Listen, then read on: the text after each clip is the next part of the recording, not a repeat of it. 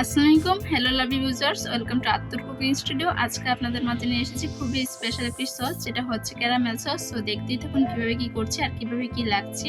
Caramel সসের tips and tricks সব কিছুই দেওয়া আছে।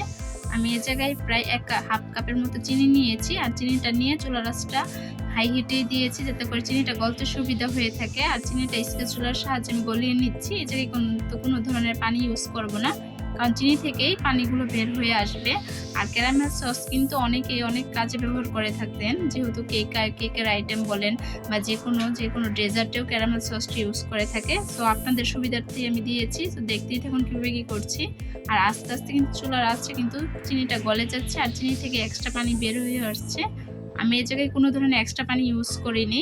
আর রেসিপিগুলো আপনাদের কাছে একটুও ভালো লাগে তাহলে অবশ্যই লাইক, কমেন্ট, শেয়ার এবং সাবস্ক্রাইব করবেন। আর যারা নাকি পেজ থেকে দেখছেন তারা অবশ্যই পেজটাকে ফলো করে যাবেন। আর যদি বয়েজে কোনো ধরনের ভুল ত্রুটি থাকে বা ভিডিওতে ভুল ত্রুটি থাকে তাহলে ক্ষমার দৃষ্টিতে দেখবেন। আর আস্তে আস্তে কিন্তু চিনিগুলো গলতে শুরু করছে, আর এই ক্যারামেলের কালার কিন্তু বের হয়ে আসছে। আর দেখতেই পাচ্ছেন এই জায়গায় আমি কোনো ধরনের কালার ইউজ করিনি, কালার ছাড়াই ক্যারামেলের কি সুন্দর কালার এসেছে। আর এটা কিন্তু দেখতে দেখতে অনেকটা বাদামি ব্রাউনি রঙের হয়ে এসেছে। আর তখনই যা যা উপকরণ লাগে সব কিছু দিয়ে নেব। আর যদি আপনারা বেশি ধরনের ক্যারামেল সস বানাতে চান তাহলে এগুলো সব কিছুর পরিমাণগুলো বাড়িয়ে দেবেন। আর কী কী রেসিপি চান কমেন্টে জানাবেন, ইনশাল্লাহ আমি দেওয়ার ট্রাই করব।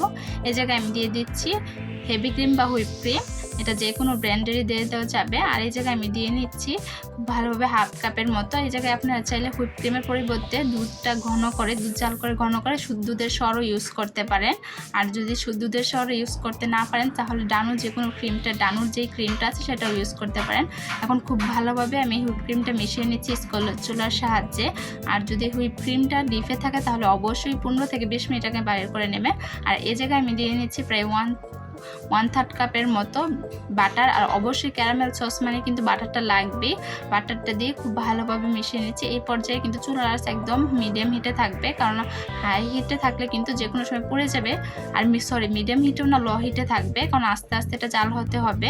আর এটা কিন্তু কোনো ধরনের গ্রেভিটা ঘন করা যাবে না। আর এটা বাটারটা দেওয়ার কারণে কিন্তু এটা খুব সুন্দর একটা পারফেক্ট স্মেল আসবে। আর অবশ্যই রেসিপিটা ট্রাই করে কমেন্টে জানাবেন যে কেমন কি হয়েছে। ইনশাল্লাহ আশা করছি ভালোই হবে। আর আস্তে আস্তে দেখতেই পাচ্ছেন এটা কালারটা কত সুন্দর হয়ে এসেছে। আর ক্যারামেল সস দিয়ে কিন্তু অনেকে চাইলে এরকম করে খুব বাটিতে একটা শেপ করে নিয়ে ক্যারামেল একটা চকলেটও তৈরি করতে পারেন। এটা দিয়ে খুবই সুন্দর হবে। তো অবশ্যই যা চকলেট ট্রাই করবেন তারা ক্যারামেল সসটাকে একদম বেশি গ্রেভিটা ঘন করে নেবেন। তাহলে আজকে এতটুকুই বিদায় নিচ্ছি। আল্লাহ হাফেজ।